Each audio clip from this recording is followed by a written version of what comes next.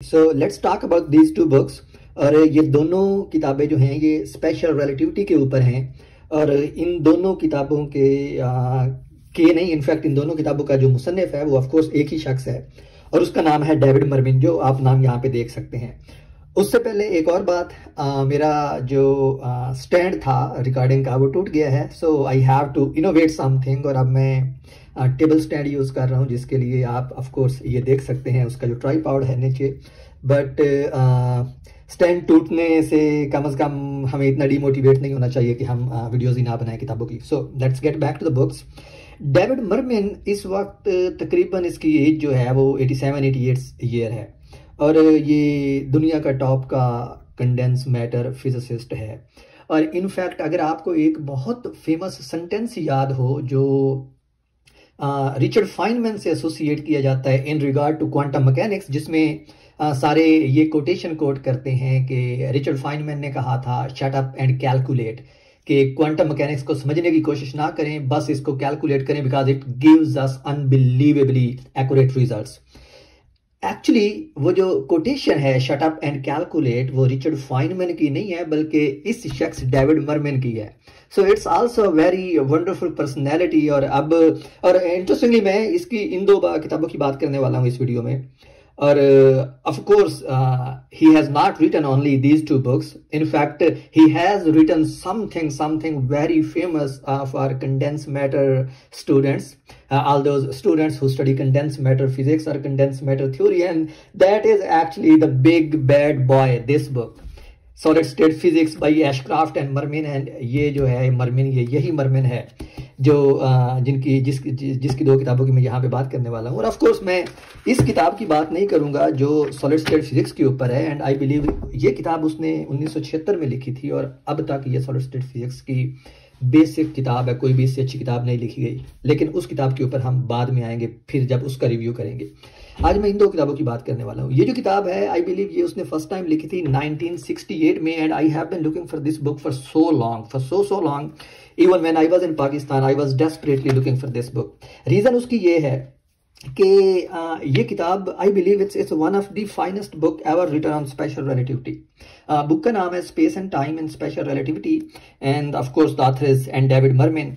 और I guess ये किताब उसने 1968 में लिखी थी। मुझे ये किताब जब मैं पंजाब यूनिवर्सिटी में BS कर रहा था फिजिक्स में, तो उस वक्त फिजिक्स की लाइब्रेरी में मैंने इसकी एक कॉपी देखी थी। कॉपी बहुत ज़ईफ थी, फटी हुई थी, उसकी सारी ये जो बाइंडिंग है ये फटी हुई थी, उसकी जो स्पाइन है ये सारी उखड़ी हुई थी। वो किताब बिल्कुल चीथड़ों में थी, लेकिन फिर भी मैंने उसके कंटेंट्स देखे और स्पेसिफिकली आई रिमेंबर इट कि जब मैंने उसके ऊपर एक चैप्टर देखा जो चैप्टर था मिन्कोस्की स्पेस डायग्राम्स के ऊपर। And here it is chapter 17 Minkowski's diagrams the geometry of space time. मैंने इस चैप्टर को देखा और जैसे जैसे मैं इस चैप्टर को पढ़ता गया मैं हैरान होता गया कि I mean the way this man has explained special relativity and specially this special relativity in terms of Minkowski space diagrams, it was unbelievable.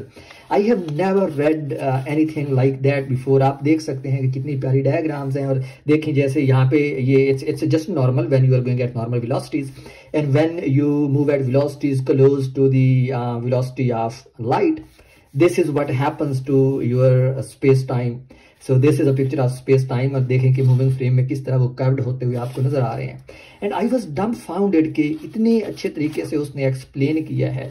And one of the most surprising thing for me was that how we draw that light cone। आप सब लोगों ने light कोन का नाम सुना होगा। Let me actually try to find that light cone कि वो कैसे हम ड्रॉ करते हैं, यानी जो लाइट कोन हमारे पास आती है वो कैसे आती है। I always wondered कि जब हम स्पेस टाइम डायग्राम ड्रॉ करते हैं, यानी स्पेस एक्सिस को वर्टिकल डायरेक्शन में लेते हैं और टाइम एक्सिस को हॉरिजॉन्टल डायरेक्शन में लेते हैं, या टाइम को वर्टिकल में और स्पेस को हॉरिजॉन्टल में, और अगर आप स्पीड ऑफ लाइट के लिए एक लाइन ड्रॉ करें तो वो हमेशा उसके सेंटर से गुजरती हुई आती है, यानी वो एक्स एक्सिस के साथ 45 डिग्री का एंगल बनाती है। आई ऑलवेज वंडर्ड कि ऐसा क्यों होता है, लेकिन इस किताब में उसने बताया हुआ था कि हमारे पास वो जो 45 डिग्री का एंगल आता है, वाई स्ट्रीम ऑफ लाइट और light photon always goes at 45 degree in between X and Y axis. तो मुझे वो आइडिया यहाँ से मिला था। So this is very beautiful book. And of course बहुत मुश्किल है इसको बुक फॉर्म में आजकल ढूंढना, मुझे ये बहुत टाइम के बाद मिली है। आप लोगों को अगर पीडीएफ में भी मिलती है तो आई विल हाईली रेकमेंड कि इसको पढ़ें। और he is a bit chatty. The good thing about David merman is he is chatty, like ये आपको ऐसे समझाएगा, ये किताब ऐसे लिखता है जैसे जैसे किसी से कन्वर्सेशन कर रहा। So it becomes more interesting कि वो सवाल खुद से रेज करता है और फिर खुद ही उनके आंसर देता है। फॉर एग्जाम्पल अगर आप इसको देखें तो पहले चैप्टर में जो फर्स्ट है हमारे पास topic, that is the principle of relativity, ठीक है। And then the second is the principle of constancy of speed of light. So these are two fundamental postulates of special relativity, जिसके ऊपर पूरी स्पेशल रिलेटिविटी जो है वो बुनियाद है। और उसके बाद वो इन्हीं पास्टुलेट्स को ले जाके आगे सारी चीज़ें एक्सप्लेन करता है। Of course it's a bit mathematical, लेकिन इतनी ज़्यादा मैथमेटिकल नहीं है कि आपको कॉलेज अलजबरा या वो जो 10वीं जमात में आप मैथमेटिक्स पढ़ते हैं उससे ज़्यादा कोई मुश्किल मैथमेटिक्स हो। So it's a very good book, so I will highly recommend it. Also मैंने आपको कहा कि ये इसकी शायद अब आपको कॉपी ना मिले because it's very old. He wrote it, I believe he wrote it in 1968। The copy that I have it was published in 1989. I can show you here. So this is Waveland Publishers, and this copy, so yes, the first one originally was published by McGraw-Hill in 1968, and ये जो copy मेरे पास है ये 1989 में publish हुई थी। लेकिन I believe कि उसने इस किताब को बाद में अपडेट करने की बजाय ये न्यू किताब लिखी which goes with the name it's about time, understanding Einstein's relativity. और मैंने इनके कंटेंट्स देखे हैं, जो कंटेंट्स हैं वो मोर और लेस सेम हैं। और ये किताब मेरे ख्याल में 2005 में पब्लिश हुई थी। So it's pretty new. So I believe instead of, yes it's Princeton university press 2005। So I believe instead of updating the older book, he just wrote a new book and like gave it a new name, and the contents are the same, more or less they are the same. So I would say कि आपको जो कोई किताब भी मिले इन दोनों में से उसको लाजमी पढ़ें for two reasons. It's David Mermin. It's a really big name. Trust me, you have to believe me on this. It's David Mermin, and so whenever he writes superbly.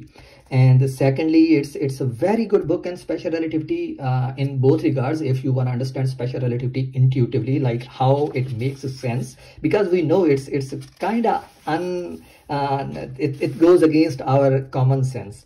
तो अगर आपने इसको इंट्यूटिवली सीखना है तो इंट्यूटिव रिगार्ड्स में, और secondly mathematical regards में कि ये जो बेसिक फंडामेंटल डेरिवेशंस हैं वो भी इन बुक्स में करता है। For example he drove Lawrence transformations based on simply the motion of light photons. तो मैं हाईली रेकमेंड करूँगा इन दोनों में से आपको जो भी मिलती है। So they are really very good books. I mean, they are not the best books available in the market. There are other books and there are other classic books which very big scientists recommend.